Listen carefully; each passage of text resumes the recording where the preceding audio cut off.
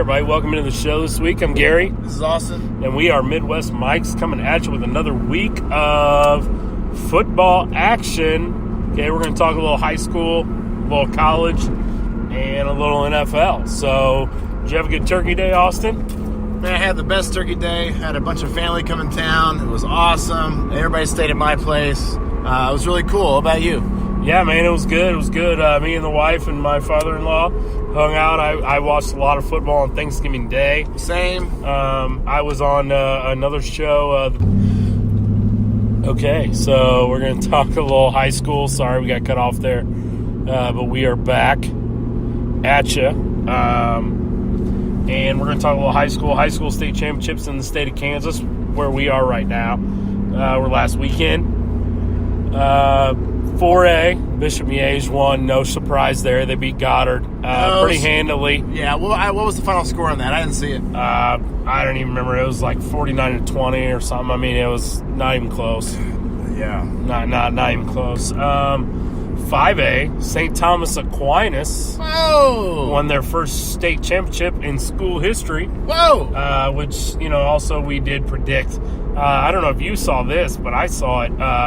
It actually has made nationwide news. I saw it on ESPN. The head coach of Aquinas, Randy Dreiling, after the game, got the proverbial ice bath from the players that, pretty much every coach gets after you win a championship. Yeah. And he shoved the kid that threw the ice bucket on him. Wait, he shoved him. Like he was mad, or and like put his finger in his face like, I don't like that. Yeah, it looked a little bit like it was a heated exchange. He has since issued an apology saying that he's sorry he took away from what those kids did winning the first state title in school history. But yeah, it was a bad look for him. The video's all over Twitter. I'm sure you can find it. I haven't seen it yet. Google it. Hey, I'm going to say this. Aquinas, you won the state championship not because of that dude. You won it because of freaking Delaney. Make that guy your next head coach. Get rid of they ain't going to get rid of him because he just won the state championship. Gary, you don't have to say anything. But they won because Delaney went there. And he took over they scored 60, 61. Something like that, yeah. Come on now. They weren't doing that before. So I'll say that. I don't think it's right to do that. I don't think it's right to do that. Shove a kid. Yeah, you shoved a kid. You're happy. You're feeling good. You get the ice bath. That's part of the deal. Yeah, I mean, I know it's a cold day, but bring a change of clothes. Like, the kids are going to do it. You know it's going to happen. And this was the guy's eighth state championship as a head coach. So what's he mad about? He should be be happy. I don't know. I thought that was a bad look for him, for the school. It's a total bad look. And actually, I did talk to Delaney today. No comment on that part of it, but I was trying to get him to come on the show. But he says he's not going to do it. But I'm going to keep after him. We're going to get Dustin Delaney on Midwest Mikes here sometime. Yeah. Sometime in the future. But anyway, moving on to 6A. Graham Mertz and Blue Valley North did not beat Derby this weekend. Whoa! And so Derby is your Kansas 6A state champion. No surprise. No, I mean, that game could have went either way. We talked about it last week. Graham Mertz played well, just like he always does. In the end, they couldn't stop Derby's offense. What does Derby run? They're a spread team. Okay. So, but I mean, they just, in the end, they had more firepower. Yeah, and you know what? Like you said, that game could have gone either way. Both those teams are really good. Mertz can hang his hat on going to 2 state championships, winning 1, as he goes to Wisconsin. And have a chance to start next year. I think, yeah. I don't know if he'll start next year. He might. Yeah, like I said, he has a chance. He will be the starter at some point. I did, kind of transitioning here from high school to college. Les Miles is now official at the University of Kansas. Yeah. I texted someone very close to Graham Mertz to find out, is there any chance that Les Miles could get him to stay in state? And the text I got back immediately was 0%. So I figured. Yeah, Graham Mertz is going to go to Wisconsin. Mertz wants to go win. He wants to go win. 9 or 10 games. And that's what he'll do. If he plays like he does, oh yeah, he'll be fine. That's what he'll do. Because that dude, he's got it. He's got it all, man. He's got all the tools. So yeah, look for that. So, a little tidbit of local college news, local high school news there. Graham Mertz is still going to go to Wisconsin. He's going to honor his commitment, which also is a thing you got to like about a kid who's 18 years old, going to honor his commitment. For sure. Yeah, for sure. So, college football playoff, there was finally a change in the rankings this week after a couple weeks of it being the same. Your number 1 is still Alabama. No shock. Number 2, still Clemson. They keep winning. No shock. Number 3, Notre Dame. Again, not really a shock. They're undefeated. And undefeated Notre Dame deserves to be in the college football playoff. Yeah, their schedule is not soft. It's definitely not the hardest. But it's not soft. They don't play a lot of scrubs or anything like that. No. So they deserve to be in. And your new number 4 team is actually Georgia. Who was number 5, because your pick to get in the playoff, Michigan and Jim Harbaugh, lost they gone again to the Ohio State. And so after losing that game, Michigan is now out of the college football playoff picture. So your number 5 is Oklahoma, and your number 6 is Ohio State now. So that's your top 6 teams this weekend. Obviously, you've got Georgia and Alabama going to play in the SEC championship game. So you got to think one of them is going to lose. If I was going to bet on the game, I'd say bet on Alabama. So I think they're really good and they're going to beat Georgia. But, who knows? I think as long as Alabama beats Georgia and Oklahoma beats Texas, then Oklahoma slides into that 4th spot for next week over Ohio State, and that's your 4th college football playoff team. Yeah, I was going to say, what they're doing is they're setting it up. They're setting it up so that if Bama loses, you can still put them in, which I would. I got a little. I was talking about this week. I got a little pushback from it, but I'm telling you, if you watch Bama, they're the best team in the country. I don't think it's going to be an issue because I think Bama's going to win the national championship, and I think they're going to win it handily, whatever.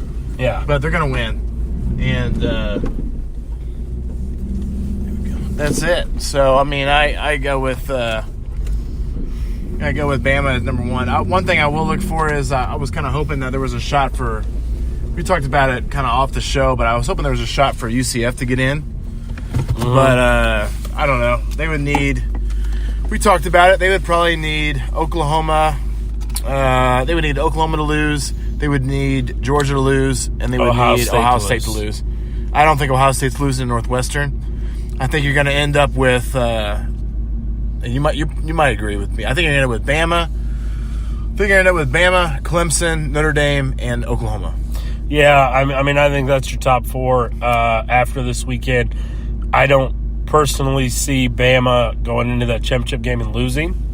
Although if they do, I think you're going to get 2 SEC teams in. If Georgia upsets Bama, I think you're right. Then you're going to get Georgia and Bama in. Yep. Along with Notre Dame and Clemson. I'm not sure the order there, but those are your 4 teams. If Alabama takes care of business and beats Georgia, then Oklahoma slides into that 4 spot and maybe even slides up to the 3 spot and Notre Dame drops to the 4. I could see them doing that with Notre Dame not having a championship game. They might do that. Notre Dame gets in either way. Yeah, Notre Dame's in. And an undefeated Notre Dame should be in my opinion. Yeah, I'm with you on that too. So, all right. Well, while we got a second here, I'll just let you guys know. Tweet your opinions at us on this college football playoff at Midwest Mikes on Twitter. We are Midwest Mikes on Facebook, Snapchat, pretty much any social media you want to think of. Instagram, we're on there as Midwest Mikes. Let us know what you think, guys. We love hearing from our fans about the show.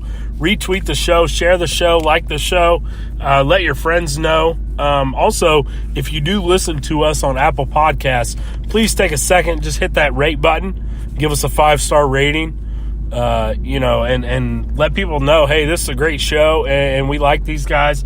They do have a clue of what they're talking about. So if you listen to us on Apple Podcasts or Spotify or iHeartRadio or Podbean, just let us know and give us a shout out.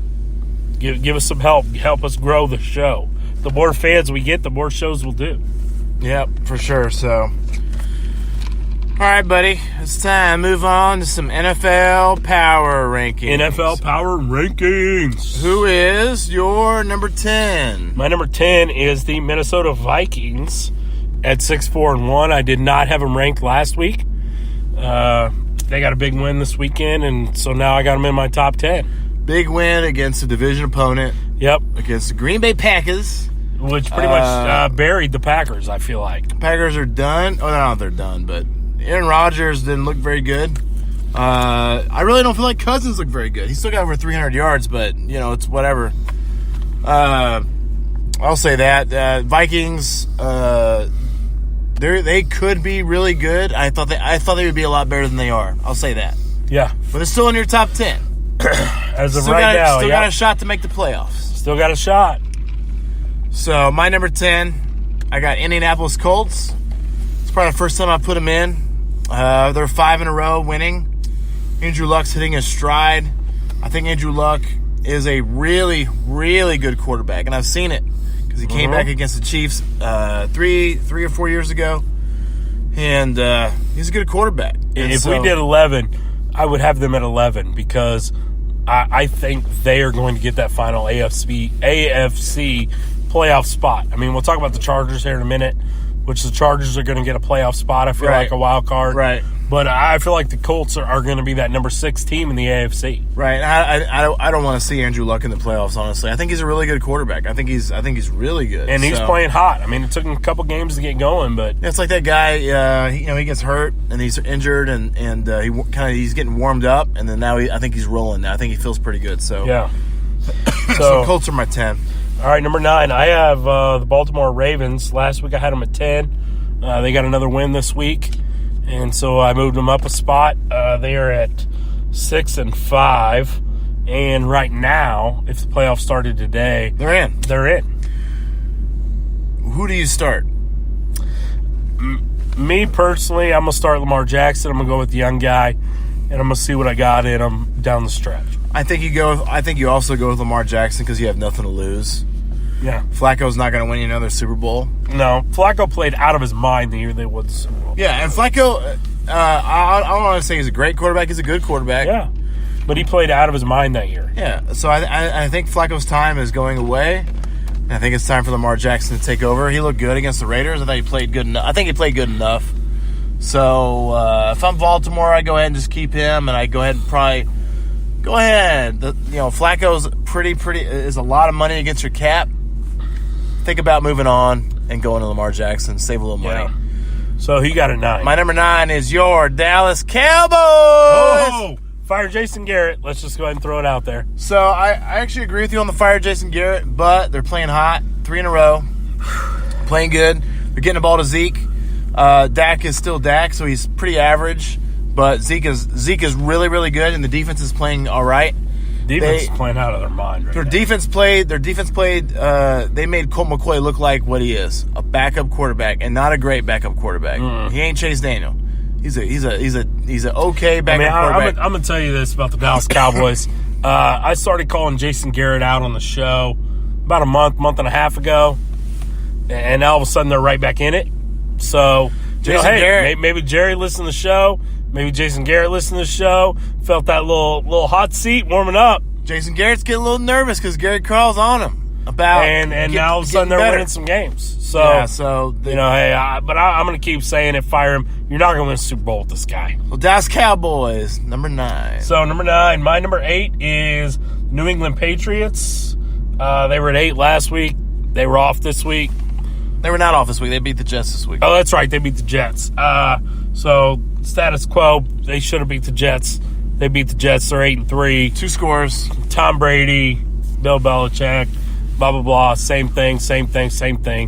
New England Patriots. Number 8 for me,